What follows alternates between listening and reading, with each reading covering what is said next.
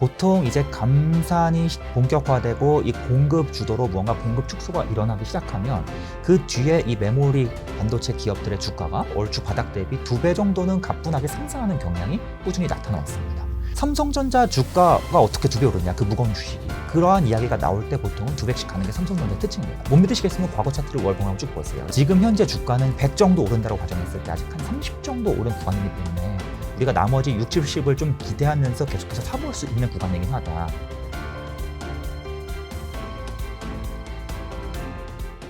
행보 반갑습니다. 오늘은 호돌이 투자연구소 운영하고 계시는 우리 우광재 대표님 다시 모셨습니다. 반갑습니다. 예, 안녕하세요. 반갑습니다. 반갑습니다. 시청자 여러분, 오랜만에 인사드리겠습니다. 또 초대해 주셔서 감사드리고요. 저는 투자 블로거 호돌이입니다. 오늘도 반도체에 대해서 많은 말씀 드리도록 하겠습니다. 사실 대표님께서 초기에 네. 반도체 바닥을 잡을 때 있어서 네. 굉장히 또 중요한 투자 전략을 같이 공유해 주셨었잖아요. 예. 그래서 지금은 한창 달리고 있는 중이기 때문에 네. 많은 분들께서 언제쯤 팔아야 되지? 네. 또는 지금이라도 사도 되나? 네. 이런 생각을 좀 하실 것 같아서 예. 오늘 그에 대한 얘기들 좀 나눠볼까 하거든요. 예, 알겠습니다. 일단은 첫 번째로는 네. 많은 분들이 반도체가 왜 이렇게 강하지? 에 대한 궁금증이 있을 것 같아요. 근래 요 한 몇 주 들어서는 좀 많이 반도체가 약해지긴 했습니다. 2차 전지로도 많이 쏠렸죠. 그런데 그 전에 이제 반도체가 좀 강한 모습을 많이 보였죠. 근데 개인적으로 생각하기에는 조금 과도하게 강하지 않았나라는 생각이 없지 않아 있습니다. 그래서 이 반도체 산업이 사이클 산업인 건 다들 알고 계시지 않습니까? 그래서 오르락 내리락 하는데 이 내리락 이후에 이 오르락이 이렇게까지 빨리 와도 되나 싶을 정도로 빨리 온 감이 없지 않아 있는 것 같습니다. 그런데 이게 왜 이렇게 빨리 왔을까 고민을 해보면 일단은 그 인공지능 반도체 시장에 대한 그 기대감이 좀 급격하게 반영이 되면서 엔비디아도 굉장히 급격하게 올랐고 그다음 우리나라 반도체 기업들도 특히 관련이 있는 기업들이 유독 급격하게 올랐다는 점에 비춰봤을 때 그러한 기대감이 좀 빠르게 반영이 됐던 것 같고요. 그런데 이제 한 가지 좀 말씀을 드리자면 이 반도체 지난 사이클을 쭉 살펴보면 이 하락 사이클이 온 뒤에 불황이 올 거예요, 안 좋아질 거예요, 계속 이런 이야기가 나오다가 이제는 다시금 괜찮아질 거예요 이 이야기가 나오면 다시 반도체 업황이 반등하지 않습니까? 주가들도 반등이 되고 그런데 이러한 반등이 늦게 올 때도 있었고 굉장히 급하게 올 때도 있었습니다. 그런데 이 급하게 온 게 언제였냐? 바로 2020년이었었습니다. 코로나. 예, 맞습니다. 코로나 때 원래는 지금 메모리 반도체 사이클이 올 때가 아닌데 생각보다 서버 시장이 굉장히 반도체를 많이 사가네? PC 시장이 굉장히 많이 사가네? 이러한 이야기가 굉장히 급격하게 나오면서 이 반도체 이 상승 사이클이 굉장히 급격하게 왔고요.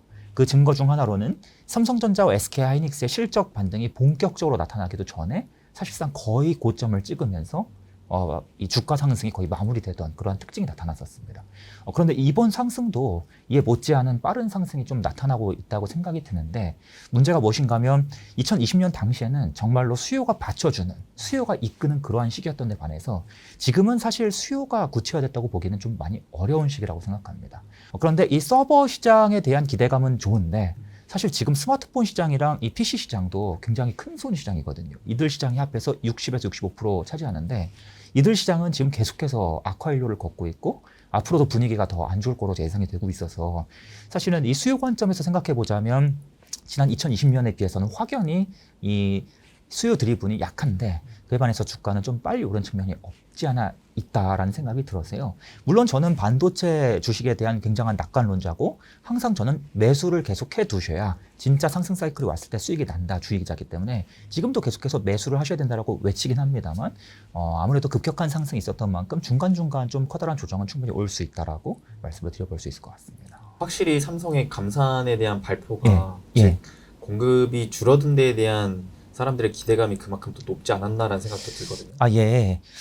저는 그 부분도 일부 맞다고 생각하고요. 그런데 사실 지난번에도 말씀드렸지만 삼성전자가 감산을 한 이유는 즉 감산을 원래 전혀 하지 않다가 25년 만에 감산을 들고 나온 이유는 그만큼 지금 수요가 더 부진하기 때문에 그래서 사실 수요 부진과 감산에 대한 기대감이 얼추 이 상쇄되는 그런 측면이 있기 때문에 이번에 삼성전자가 실적 발표를 했지 않습니까? 삼성전자의 특징이라면 실적이 상승하고 감소하고 상승하고 감소하지만 계속해서 점점점 전반적인 실적의 이 장기적인 경량은 올라가는 그림이 그려져야 되는데 이번에는 실적 감소가 너무 크게 나타나서 바닥을 뚫어버렸습니다. 그래서 하락 사이클이 굉장히 강하게 온 것이죠. 그래서 요거에 맞춰서 적당한 감산을 하는 정도지 사실 감산이 공급 축소를 의미한 이 굉장한 이 메모리 상승 사이클을 주도한다라고 보기엔 좀 어려운데 그런데 좀 감산에 대한 기대감도 좀 과도하게 반영이 됐다고 생각이 들고요. 무엇보다 근래 주가 상승은 좀 인공지능 시장에 대한 기대감이 좀 많이 반영된 것 같다라고 생각을 하고 있습니다. 사실은 엄밀히 이 사이클 산업도 여러 가지 종류가 있겠습니다만 어떤 산업은 수요가 이 주가 상승을 드리븐하는 산업이 있고 어떤 산업은 공급 축소가 이 주가 상승을 드리븐하는 산업이 있습니다. 대표적으로 이 공급 축소가 이 주가 상승을 유도하는 산업이 바로 이 메모리 반도체 산업. 그리고 이제 뭐 화학 산업 같은 케이스도 여기 해당한다고 볼 수가 있겠는데요. 정확하게 말씀드리자면 삼성전자가 감산을 하겠다라는 이야기가 나오기 전에 본래는 마이크론이 먼저 감산을 하고 그다음 SK하이닉스가 감산을 하면 이 두 개의 기업의 감산만으로도 주가 상승이 본격화되어 왔었습니다. 그런데 이번에는 삼성전자까지 이제 감산에 가세를 했죠. 그래서 공급 쪽에서 이슈만 해도 괜찮다. 이제는 충분히 바닥을 지났다고 볼 수 있겠다라는 그런 상황에서 인공지능까지 이제 수요 쪽이죠. 수요까지 증가한다는 그런 어떠한 기대감까지 더해지니까 특히 더 많이 올랐던 것 같다라고 생각을 하고 있습니다. 그러면 혹시 앞으로의 또 하반기 내년 이제 네. 반도체 업황 네. 그 주가를 바라봤을 때 네. 방향을 어떤 방향으로 보고 계신지도 궁금하거든요. 방향은 크게 이제 두 가지 방향이 있겠죠. 조금 장기적인 방향과 한 1, 2년 바라보는 방향과 한 월 단위로 보는 그런 방향이 있을 텐데 이 사이클 산업 투자하실 때 꼭 주의하실 점은 단기적인 방향은 사실 예측이 절대 불가합니다. 불가하다고 생각하고 투자해야 되는 영역이 사이클 산업이기도 하고요. 이건 제가 하는 이야기가 아니라 과거에 수많은 유명한 투자자분들이 하나같이 하셨던 말씀이기도 하죠. 그런데 근래 아무래도 급격한 이 상승이 왔던 만큼 좀 이 상승이 둔화되는 횡보 구간이나 아니면 무언가 수요가 생각보다 더디게 상승할 것 같다는 이야기가 한 번쯤 나올 수도 있지 않습니까? 다음번 상승 사이클이 오는 과정에서 그럴 때 주가가 한번 휘청이는 그러한 모습이 나타날 수도 있다. 그러한 부분을 우리가 정확하게 예측하는 것은 불가능하고 좀 우리는 1, 2년 정도의 적당한 롱텀을 그 정도를 바라보면서 삼성과 하이닉스를 계속 모아가는 것이 바람직한데 이 상승이라는 방향성은 전혀 변함이 없다라고 계속 말씀을 드립니다. 보통은 메모리 상승 사이클은 앞에서도 말씀드렸지만 공급 주도로 옵니다. 공급을 축소하면 이 산업 전반적으로 가격이 오르고 다시 수요가 불붙는 특징이 나타나요. 아니 공급이 줄어드는데 어떻게 수요가 늘어나죠? 그 이유가 무엇인가 하면 가격이 다시금 오르는 경향이 나타나면 수요 업체들이 막 서둘러서 사는 그런 경향이 강하게 나타나기 때문에 이 메모리 반도체 산업은 공급 축소만 이루어져도 다시금 수요 상승이 나타나고 그리고 그러한 수요의 이 상승이 굉장히 빠르게 오는 그런 특징이 나타납니다. 이는 산업 고유의 특징이고 또 메모리 3사가 과점하고 있다는 데서 오는 어떠한 구조적인 특징이에요. 이러한 구조적인 특징은 아무래도 쉽게 바뀌기 어렵겠죠. 그래서 이번에도 얼추 그러한 특징이 나타날 것이다 라고 좀 우리가 가능성을 깔고 들어가는 것인데 과거의 패턴이 어느 정도는 유지가 된다라고 가정을 했을 때 보통 이제 감산이 본격화되고 이 공급 주도로 무언가 공급 축소가 일어나기 시작하면 그 뒤에 이 메모리 반도체 기업들의 주가가 얼추 바닥 대비 2배 정도는 가뿐하게 상승하는 경향이 꾸준히 나타나왔습니다. 말도 안 돼. 삼성전자가 어떻게 2배씩 오르냐라고 하시지만 제가 항상 거듭 말씀드리지만 삼성전자 주가가 어떻게 2배 오르냐 그 무거운 주식이 그러한 이야기가 나올 때 보통은 2배씩 가는 게 삼성전자의 특징입니다. 못 믿으시겠으면 과거 차트를 월봉하고 쭉 보세요. 그래서 보통은 바닥 대비 2배를 크게 오르면서 이제 쭉쭉쭉 오르는 그 구간이 얼추 한 2년 내에 이제 빠르게 오르는 그런 경향이 나타나는데 지금 현재 주가는 100 정도 오른다고 가정했을 때 아직 한 30 정도 오른 구간이기 때문에 우리가 나머지 60, 70을 좀 기대하면서 계속해서 사모을 수 있는 구간이긴 하다. 다만 그럼에도 불구하고 내가 지금 삼성전자 하이닉스를 계속해서 사모는 과정에서도 앞에서도 잠깐 말씀드렸지만 혹시나 수요가 생각보다 반등이 좀 더딘데요. 생각보다 스마트폰, PC 업황이 좀 더 안 좋은 것 같은데요. 이런 이야기가 나올 때 주가가 출렁할 수도 있다. 하지만 그때 겁먹지 마시고 반도체 업황 끝이다, 안 좋다 이런 이야기에 절대 휘둘리지 마시고 계속해서 묵묵히 모아 가시면 반드시 나머지 60의 수익을 얻어 가실 수 있다라고 좀 확고하게 말씀을 드리겠고요. 지금 삼성전자의 시총이 얼추 뭐 300~400조 정도 된다고 가정했을 때 2배 오르면 800조잖아요. 그게 말이 되는 시총이요라고 되게 질문을 많이 받습니다. 그런데 제가 2019년에도 그랬고 2016년에도 그랬고 그 당시에 어땠냐? 삼성전자의 시총이 300조라고? 말도 안 되는 소리야. 우리나라 기업은 시총 100조도 굉장히 벅차. 이런 이야기가 많았었거든요. 그런데 한순간에 300조로 갑니다. 마찬가지로 이번에도 역시나 한순간에 800조 얼마든지 갈 수 있습니다. 그래서 이러한 데에 대해서 너무 불안감을 갖지 마시고 좀 사이클 산업의 구조적인 특징, 메모리 반도체 산업의 구조적인 특징이 더 중요하다는 점을 계속해서 강조드리고 있으니까요. 지난번 영상 때도 마찬가지였습니다. 그래서 그런 믿음으로 좀 모아가시는 게 전 유리하다라고 말씀을 드리고 있습니다. 800조를 넘어선다면은 예. 10만 전자 가뿐히 넘어서는 거죠. 10만 전자가 넘어설 가능성이 높겠죠. 저는 그렇게 보고 있고요. 이번 이제 저점이 거의 5만 원대라고 하는데 실제로 이 평균적인 이 저점은 한 6만 원대로 가정했을 때 얼추 한 11, 12만 원까지는 뭐 충분히 가능하겠고요. 그게 시기가 언제냐가 문제죠. 금액은 확고하다라고 말씀드릴 수 있겠고요. 애플 같은 기업들은 뭐 지금 몇 천조 이야기가 얼마 전만 해도 2천조가 넘네 만에 나오다가 이제는 뭐 3천조, 4천조 얘기까지 나오지 않습니까? 그에 비하면 800조는 사실 굉장히 적은 수치인데 그의 절반만도 못한 수준에 머물러 있다라고 좀 말씀을 드릴 수 있겠습니다.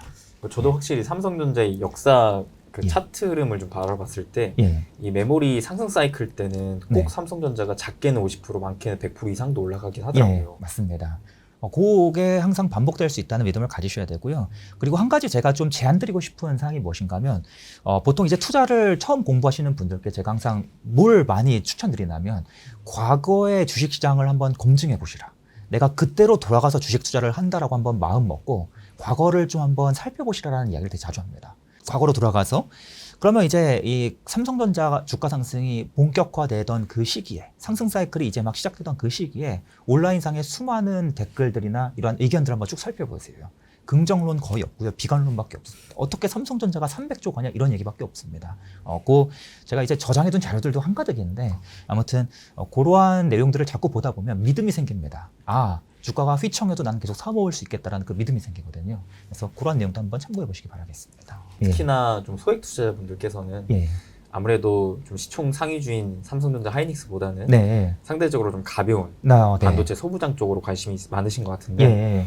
혹시 대표님께서는 네. 뭐 반도체 투자를 하신다고 하면 네. 그런 우량주, 대형주 쪽으로 손을 네. 하시는지 아니면 예. 소부장 쪽으로 손을 하시는지요?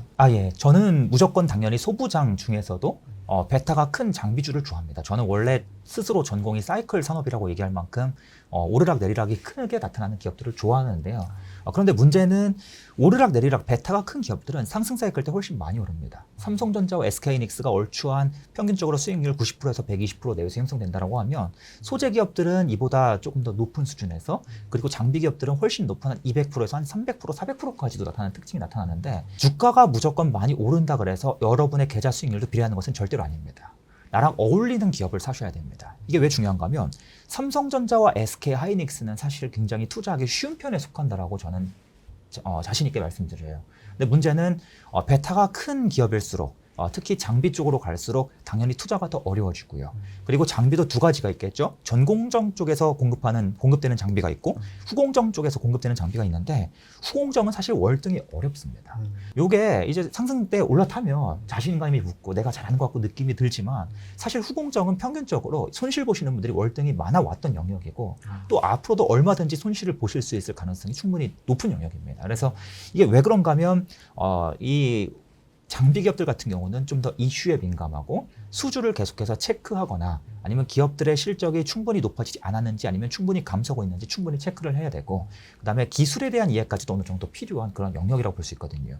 그래서 저는 삼성전자, SK하이닉스보다 소부장 투자를 당연히 선호하고 그리고 제가 이왕이면 반도체 산업을 공부하시는 분들께는 소부장 쪽을 더 추천드리긴 하지만 만약에 내가 반도체 산업 공부할 자신이 없다. 수많은 기술, 영상, 기술 이야기들 아무리 들어도 내가 팔로우할 자신이 없다라고 생각하시면 사실은 삼성 하이닉스에 투자하시는 것이 더 맞다라고 생각합니다.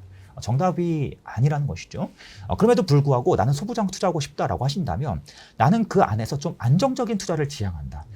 이 영상을 보시는 분들마다 투자 성향이 다 다를 거예요. 나는 계속해서 모아가기를 희망한다라고 생각하신다면 당연히 소재와 파츠 기업들이 월등히 유리하실 거고요. 그에 반해서 나는 정말 이 매일매일 주식 투자하는데 시간 1시간 이상 쏟으면서 이슈 추적하면서 장비 기업들 수주 받고 있어 아니면 무언가 기술 변화 수혜 기업 누가 있어 이러한 이슈 계속 추적하실 수 있다면 당연히 장비가 더 유리하실 수 있다 이렇게 좀 말씀을 드려볼 수 있겠습니다. 제가 여러 군데 이제 세미나도 다니고 또 이제 컨설팅도 다니고 뭐 강의도 다니고 하는데 당연히 이제 가장 많이 받는 종목은 그래서 무슨 종목 사야 돼요? 이 질문을 제일 많이 받습니다. 그러면 전 항상 역질문을 드려요. 본인 투자 성향이 어떻게 되시는데요? 투자 스타일이 어떻게 되시는데요? 한 번 사면 몇 년 견디세요? 하루에 주식 몇 번 쳐다보세요? 요거에 따라서 답이 다 달라지거든요. 그런데 보통 장비가 좋아요. 후공정이 잘 가요. 이런 얘기하면은 진짜 그거에 나한테 최선의 투자처라고 생각하시는데 절대 그렇지 않죠. 그 점을 강조드리고 싶습니다. 사실 저희 채널에는 공부를 열심히 하시는 분들이 좀 많기 때문에 나는 열심히 공부하고 있어요. 네. 장비를 난 하고 싶은데 네네. 어떤 기술력을 좀 나는 집중해야 될까요?에 대한 네. 답변을 주신다면. 예. 우리나라에서 이 장비 업체하면 유명한 기업들이 몇 가지 기업들이 딱딱딱 나오죠. 예를 들면 전공정에서는 뭐 유진테크, 주성 엔지니어링, 테스 같은 기업들이 대표적이고 뭐 PSK도 있겠고요. 그리고 후공정 쪽에서는 한미반도체, 이오테크닉스, 뭐 PSK 홀딩스 같은 기업들이 딱딱딱 나오지 않습니까? 이렇게 이름이 딱딱딱 나오는 나 그 기업 알아, 들어봤어 싶은 기업들은요. 사실 우리가 기술력이나 아니면 경쟁력에 대해서는 굳이 의심하지 않으셔도 괜찮습니다. 이 장비 산업의 생태계를 한번 좀 말씀드릴 기회가 있으면 좋겠는데요. 우선 결론만 말씀드리자면 이들 기업이 굉장하게 뛰어난 기술력 때문에 기술력 하나 갖고만 장비를 공급하는 것이 아니라 삼성과 하이닉스가 이들 장비사의 장비를 계속해서 사갈 수밖에 없는 그러한 구조적인 요인을 가지고 있습니다. 그러면은 우리가 이들 기업을 좀 어떤 관점으로 볼 수 있냐면 최근에 유독 많이 오른 기업이 어떤 이슈가 있지? 굉장히 이 기업이 공급하는 장비가 최근 어떤 기술 트렌드랑 잘 맞아서 수혜가 된대. 그래서 나는 이 장비 기업 더 관심 가져볼래 라고 생각하실 수도 있고요. 반대로 분명히 이름이 알려져 있는 기업인데 왜 이 기업은 유독 주가가 못 올랐지?